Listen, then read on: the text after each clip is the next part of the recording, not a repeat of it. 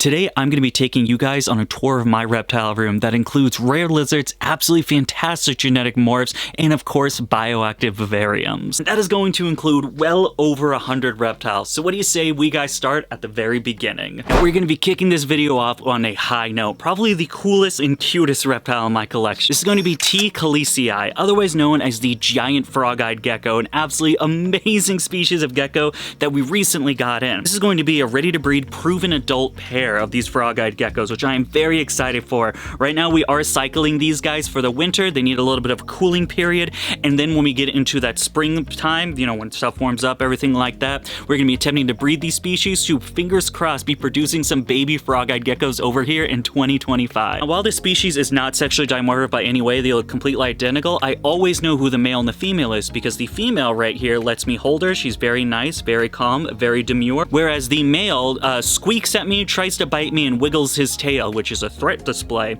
every single time. So I always know who the girl is because she's the one that I can touch while the other one tries to chomp me. I think I said that wrong. They're T. kalisii. That's the proper phrasing if I didn't say it before. And then coming over here, we have our micro rack. This is going to be a rack that I have for either my grow-out babies that are going to be coming here in 2025 or stuff that's just in temporary enclosures. These are going to include some things like this beautiful girl right here. Check this out. This is a Urodactylodes gecko, otherwise known as the chameleon gecko, an absolutely fantastic species that I can't get enough of. We got this pair in late 2023, produced some babies in 2024, and are very excited to produce some more next season. An absolutely fantastic species of gecko, and the only micro gecko that I own that I can do stuff like this because everything else goes. Hope I remember to add those sound effects. Then in this enclosure right here, we have a pair of Clemmereye geckos, or the neon day gecko, probably the most beautiful day gecko species that I currently own right now. Absolutely love these guys. A fun fact about the Clemmereye is they're actually a communal species, so you can keep babies with adults and they create a little bit of a harmonious group, which is why I'm definitely going to be taking the plunge and creating a bioactive 12x12x18, because I would love to have a group of these, maybe getting a couple more females, growing out some babies in there, and just seeing an amazing group of these dudes. And last on this list, but certainly not least, we have Pablo. Pablo is a very special gargoyle gecko. At first glance, you're probably thinking to yourself, Dakota, this is just a juvenile gargoyle gecko. How could this be special? Pretty red stripes, but what gives? It's the fact that Pablo is not a juvenile gargoyle gecko. Pablo is around a year old. That's right, this is a yearling gargoyle.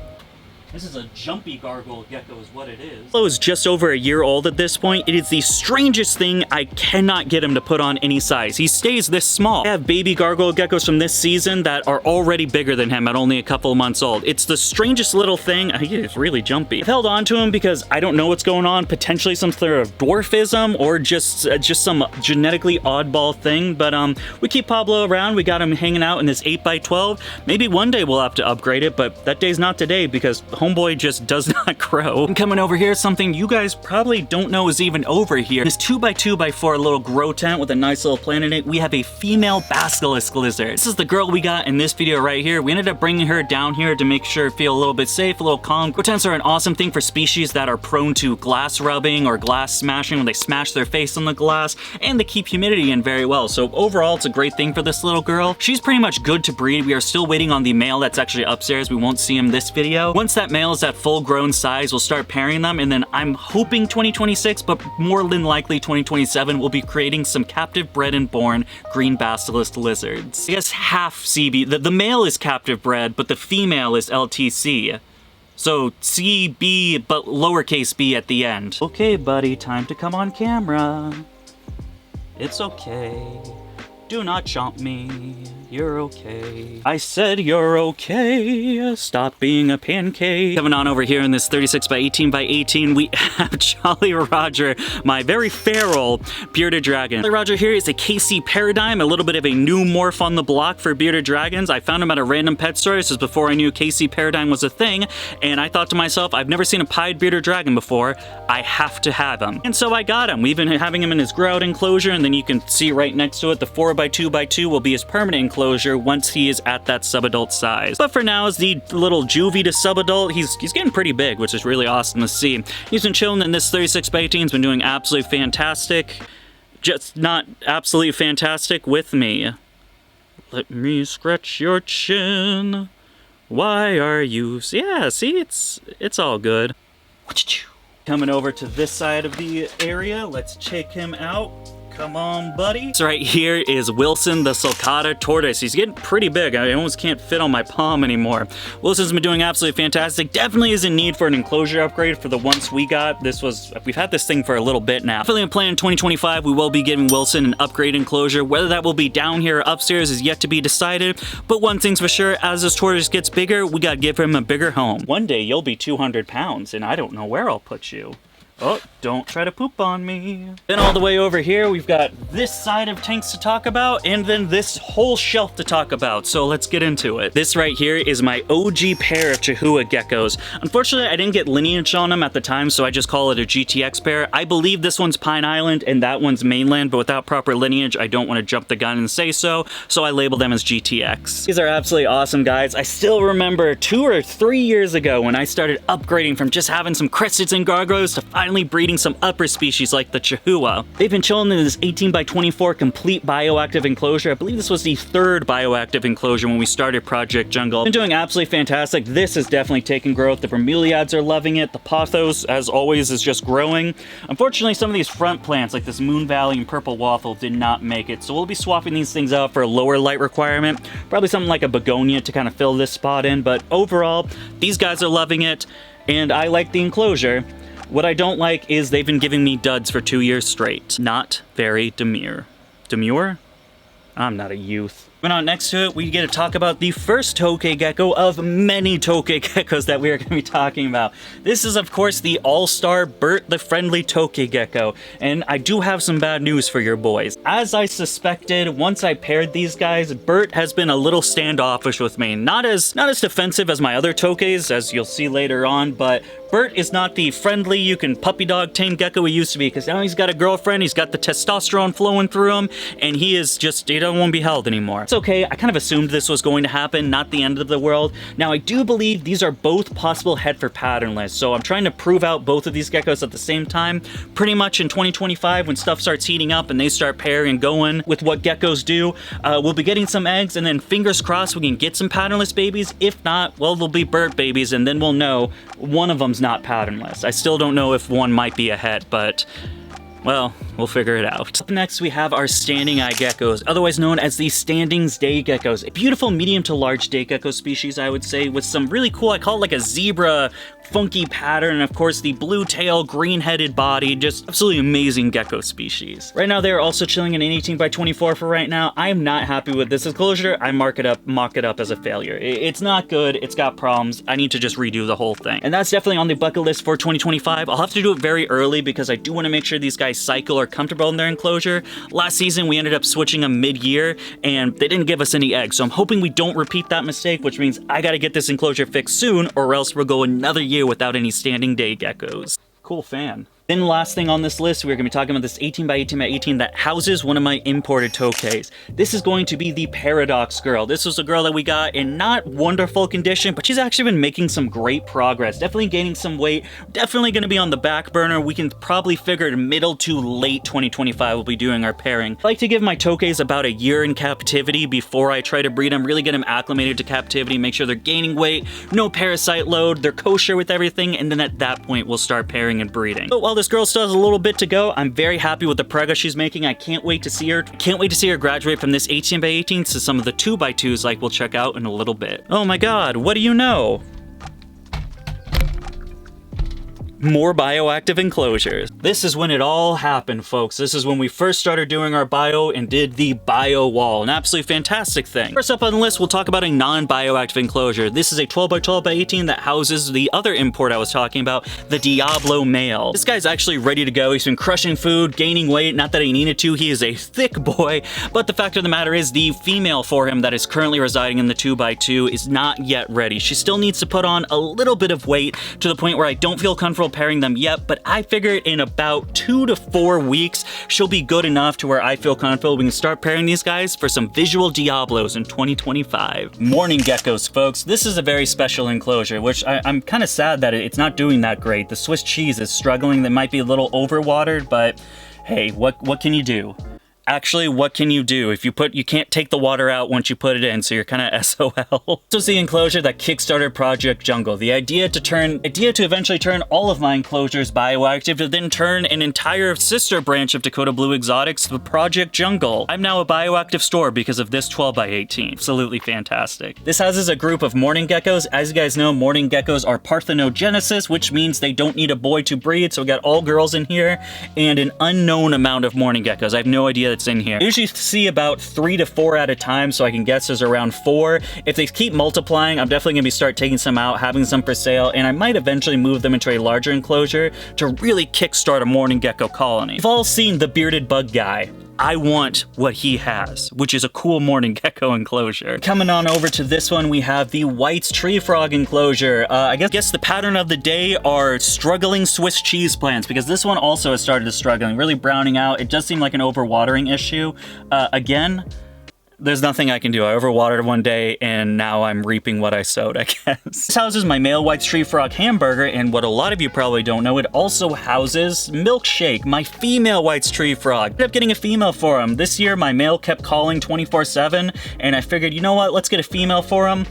They still got a little bit more growing to do. I am working on a bioactive enclosure for these guys, so 12x18 is not sufficient for 2 full-grown White's tree frogs. So as the year goes on, we'll be moving these guys to a larger enclosure, and I can't wait. I just love White's tree frogs. Only frog species I own at this point, and I'm happy. They are the best frog species. Can't prove me wrong. Last on the list before we move on down to the next level is going to be a very special Tokay gecko. This is going to be a very special pairing because the female is actually my oddball gecko. An unidentified Tokay gecko mutation that I have not gotten anyone to tell me exactly what it is, and so I'm trying to prove it out on my own if it's just an oddball funky pattern or if it is something. This is one step closer to that list. We have produced some offspring going on, being this gecko right here. Lucky for me, it turned out male. Absolutely fantastic. Next step on the list is going to grow this gecko out, then pair him back to oddball to see if this might be a recessive mutation to where they lay eggs. If we get the visual form of what oddball looks like, that means we carved our way into a new gecko mutation for Tokay geckos, which would be absolutely fantastic. And if that's not the case, that means I've wasted 4 years of my life trying to line breed this gecko and prove out a morph that doesn't exist. But at least I had fun along the way. Real quick, boys and girls, before we continue on with today's video, I just want to take a second to talk about the Patreon page. Now in this video, you guys have seen a multitude of different breeding projects we have, and if any of them have caught your eye and any of them have been like, oh, this is a baby I would definitely want from this guy, then I would definitely join the Patreon page. It's because over on the Patreon page, you guys get first look at all of the babies we produce and the babies I list available before they go out to the public. That means some of this rare stuff where I only have a couple of them, you know, the Diablos, the Candy Dot, the Paradox stuff, that stuff is usually sells out over there before I ever even list it on the morph market, tickets to shows, anything like that. So looking for rare Tokay gecko mutations or some of the rare lizards that we'll be producing next year, Patreon's definitely going to be the place if you want the first look into getting it. If you want to check it out, I have the link right down there in the description. There's a multitude of different tiers to enter. The support goes to everything we're doing over here. That's mainly keeping the lights on because by God, my electric bill is higher than Snoop Dogg and Willie Nelson. I think you guys got the joke. Let's get back to the video. Whoosh. Now this over here is where you can definitely see my bio game took it to the next level. These are some of the last bioactive enclosures we've done at this point in time. And you can see the difference between like my first couple versus my last few. These are looking fantastic. We have quite a few rare species to talk about. Let's start with the most two that are not rare. Coming up first, we have Phelsuma lineatus, otherwise known as the line day gecko. A little bit of an uncommon species to be captive breeding, not rare by any means, but you definitely see more wild-caught animals than captive bred animals of this species. So I'm excited to get some of their captive bred availability up and be able to give some guys some captive bred cool display geckos. Next up, we have Anoles carolinus, otherwise known as the common green anole. I know what people are saying, Dakota, the green anole? What are you doing over there? I happen to really like anoles. I started out with this female that was actually a rescue. Someone left it in their apartment for 2 weeks. There was a pair. Unfortunately, I could not get the male going. He ended up passing. They were just so dehydrated and emaciated. A really big thing with anoles is the fact that they need very high UVB and calcium. You need to get that good, and then they dehydrate wicked fast. So if you're going to an animal that is 2 weeks abandoned without any water, unfortunately some rehab is going to take place, and they don't always make it. However, the female ended up making it. She's gained some absolutely fantastic weight, is a great size, and so when I was buying all of these that we'll talk about next, I ended up grabbing a male for her. So now we have a male going on. Something I'm really excited is the fact that just like the Clemorant we talked about, the Carolinus is also a community species, which means you can keep babies with adults, which is fantastic, which means we can have quite a few little anoles running around in here, which is just, again, something I really want to see. Groups of the same species coexisting with one another is something I really like. That's why I have 17 tokays. I'm just kidding. I have like 27 tokays. And we get into some rare stuff. In this enclosure right here, we have Anoles marmoratus, otherwise known as the leopard head anole. An absolutely fantastic species, a little bit larger than the Carolinus or the Macuba that we'll talk about next, but still just absolutely incredible. The females are a nice green, but I usually don't see that green color. I mostly see just a brown anole. You almost can't tell the difference between those two. She's fired down so often. And then the male, that is when the cool stuff comes in. Cool bluish tail that goes into green, that then we have the leopard spots, this cool fiery head, black eyes, just an amazing anole species. This is a ready to breed pair that we paired up. I'm hoping to get babies from all of these guys next year. Of course, we're doing our winter cycling where we cool them down a little bit and then raise temps up. And that usually initiates breeding for all of the species. Then the Macubas, the first rare anole species that I ever purchased. This was actually a proven pair. This girl was laying eggs already with this male. Actually, I ended up separating them when they came here because I wanted to build out a fantastic enclosure for all of these species. When you're spending so much money and you have such an uncommon species, you know, like this isn't a leopard gecko or crested gecko, it's an anole. But it's a cool anole. I wanted to build something extravagant with that. Not that we haven't done that with literally everything else, but I wanted it to be very cool, to be able to take cool pictures of rare lizards in cool enclosures. That was the dream. And we did it. Hopefully they didn't mess up their mumbo jumbo. They rekindled their once lost relationship, and we get Macuba babies in 2025. Then unfortunately over here, we just have an honorable mention. These are gonna be my pair of tegus in an 8x4x4 grow tent, and they're in brumation right now. It's winter, obviously it's December around this time, and they're both down. So no tegu content for right now. A lot of people don't know that I still keep tegu lizards, but I still got them. I don't actually breed this pair. I don't cycle them from breeding because I don't know where I would put all the tegu babies. But when I do get a new facility and have a little bit more room, it's definitely a species I want to breed. That's kind of on my bucket list of reptile species to produce babies from. So we're holding on to this pair, getting them right, getting size on them, and then one day, hopefully, we can produce some little baby tegus of our very own. No, this isn't the gateway to heaven. This is where I keep all of my plants. As I mentioned a little bit ago, back in 2023, we started a bioactive branch for Dakota Blue Exotics, and this is where I keep everything. It's a 3x2x6. We probably have 100+ plants in here going on. If you guys want to check out some of those plants, we have some awesome varieties. DakotaBlueExotics.com. I'll have a link in the description as well. Or really anything bio-related, isopods, substrates, cork bark, plants. God, we have so many plants. Go check it out and see if something matches your sparks your eye. I'm not good at this advertising thing, am I? Coming on over to this enclosure, we have my quince. I've had this quince monitor for quite a couple of years, quite a few years at this point. He's chilling in this 4x2x4 Zen habitat, custom background, nice branches, pothos for just to add some color in there. Jesus Christ, it is gray. Fortunately, his bulb burnt out, so until we get one that is going to be shipped in, we're using a CHE at this point. These bulbs, man, they just get more and more expensive, and they just burn out faster and faster. Not so little dude at this point is really outgrowing this enclosure by the day. He'll definitely need an upgrade in 2025. He'll probably end up going upstairs because we are quickly running out of room downstairs, as you can see from all of the other stuff that we have. And of course, before we get into my entire wall of PVC gecko enclosures, and then the hundreds of New Caledonian geckos I own, we take a stop at this little area right here. This is gonna be my little subadult rack where all of my grow out gargoyles live. Like this beautiful girl right here. Man, red base, red stripe, paradox eyes, Phantom Eyes, I remember. Too many genes on too many geckos I'm working with over here. Absolutely amazing girl who does look ready to breed this season, which is absolutely fantastic, which means next season, which is about a week or two away, we'll be moving her on to some of the adult enclosures, getting her paired and producing some more amazing gargoyles like this girl right here. And now, which what once was a giant space that led into the New Cal area has turned into a hallway that I barely fit through like this because of my big broad shoulders. It's not because of my stomach. Stop commenting that. First off, we have my Amazon tree boa. Not much has been done with this girl since we did get her. Unfortunately, the breeding plans I had with my buddy have been canceled, so I'm not sure what the plan is with this girl. We'll keep her around. I love Amazon tree boas. It's one of 2 snakes that you'll see in this entire reptile room. So we'll stick around. She definitely needs an upgraded enclosure. The problem is it costs so much because I want to do the 3 sides, add a couple more poles, definitely new substrate and everything, get some plants in there and really fill it out. But for now, she's in the enclosure that she came with here over here. It's perfectly fine enclosure, it just needs the Project Jungle touch. She's going to be staying over here at Dakota Blue Exotics. Next up on the list, you probably can already tell from the door that can never stay clean for more than 48 hours. It is my leachies gecko. Let me see if I can get her out. No, you do not. That is okay. This is your space. I'm merely a guest. Doesn't want to come out. Right here is chilling in a 2x2x2 Zen habitat, custom background, bioactive. We have a pothos in there because it's the only thing to this date that she has not completely trampled. But my God, it's just a sad looking plant, man. That thing is fighting for its life inside this enclosure. Isopods are doing great just for the sheer amount of poop that the leachies poops. There are thousands of powdered oranges in here. They never have enough food. They never can get an...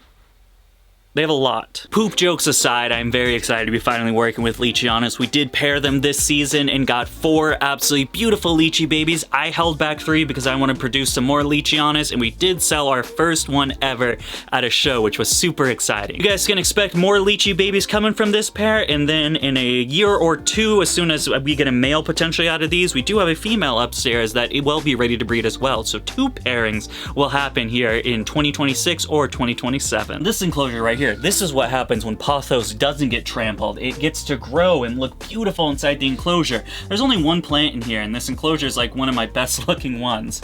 3-sided custom background, 2x2x2 for a very special Tokay gecko. That is my Het Platinum girl. This year we ended up doing a co-project with my buddy Josh with his visual Platinum girl, and as soon as that male left, after 7 months of not giving me anything, 3 days after I shipped him off to someone else, boom, lays 1 egg. For people that don't know, just like New Caledonian geckos, Tokay geckos lay their clutches in 2. Usually. This one, out of... I need you to understand. 7 months of trying to breed this gecko with that male. Nothing. It finally leaves. It leaves after 7 long months of this co-project being an absolute failure.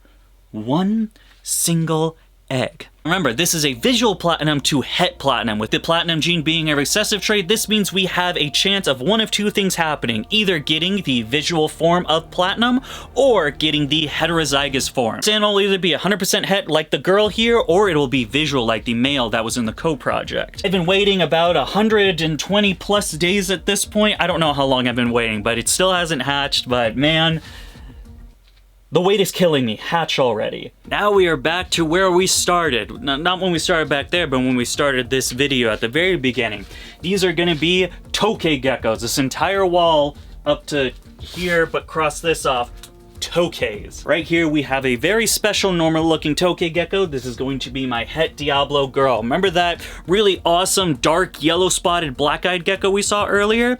This is the heterozygous form, which means as soon as this girl's ready, we're gonna pair this male with her and hopefully in 2025 produce some visual Diablos of our very own. One further, we have a pairing that'll be interesting to see what pops out of it. This is going to be my visual Green Galaxy to a possible heterozygous form of the Green Galaxy. To this day, I am not 100% sure if the Green Galaxy is just some weird oddball funky pattern or if it can be producible for something that has visual Green Galaxy to something with Green Galaxy blood.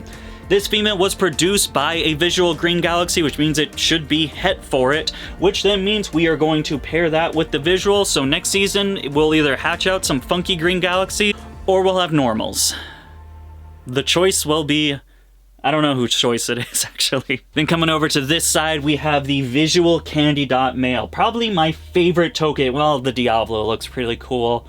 A split decision on if I like the Diablo or Candy Dot Male more. Nothing's going on with him right now. We don't have a female paired because I am out of girls at this point in time. We are waiting for this normal girl who was paired recently to that green galaxy to finish hatching and caring for her babies. Once that'll be the case, we'll move her on with the male, or the Het Platinum girl hatches and takes care of her eggs, and at that point, she'll be moved over with the male.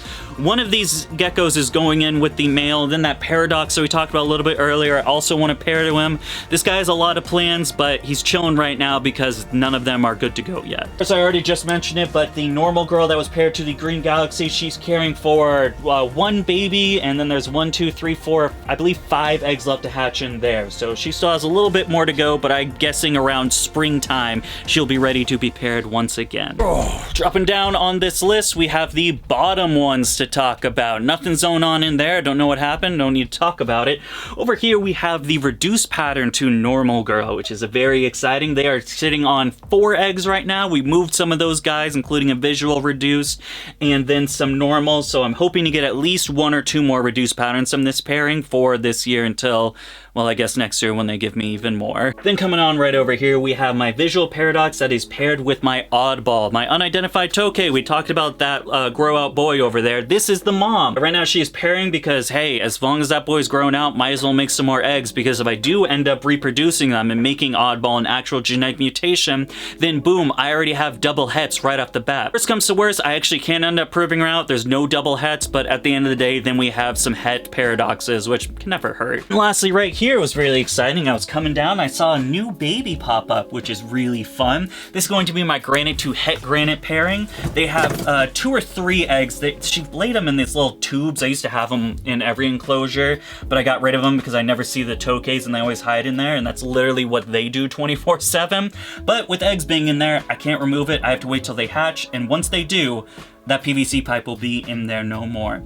There is a little baby scampering around in there somewhere. Exactly where, I have no idea, but that's the fun part about tokes. Before we talk about my immense New Caledonian collection, let's get into the last PVC enclosures. We're here in this 6 foot by 3 foot by 18 inch, I want to say, animal plastics enclosure. We have Viv, my red-tailed boa. My BCI boa, I'm so sorry. Viv was my 3rd reptile I ever owned. She's about 10 years old and has been doing fantastic. Hopefully we get a new facility. When we get a new facility, there's no hoping, we're on the grind. When we do end up getting a new facility, I will be building Viv a higher enclosure. I want her to have more height. Boats do seem to enjoy that height and enjoy being arboreal than just being like something like this. So while this enclosure is fine for her, we're always trying to take our care to the next level for our animals, which means getting this girl into a larger home. Fortunately, over here we are out of space, so I will need to buy a new facility, a larger space before I can do that, but it is on the mark, and before this girl ends up going through the Rainbow Bridge, I want her to have the best enclosure ever. Alrighty, we talked about this wall. Are you guys ready to talk about this wall? And then this wall? And then over here? And then, actually there's nothing over here. Those are just empty tanks. Let's get started. Now I'm gonna be honest with you boys and girls, this video would probably be an extra hour in length. There are about 100 New Caledonian geckos spread out between all of this area over here. So we're not gonna do all that. Let's roll a montage of the best ones that I have over here, because at the end of the day, they're crested and gargoyles. We really wouldn't need to spend that much time on them. Do a quick montage of my favorite ones out of all of this, and then we can wrap this bad boy up.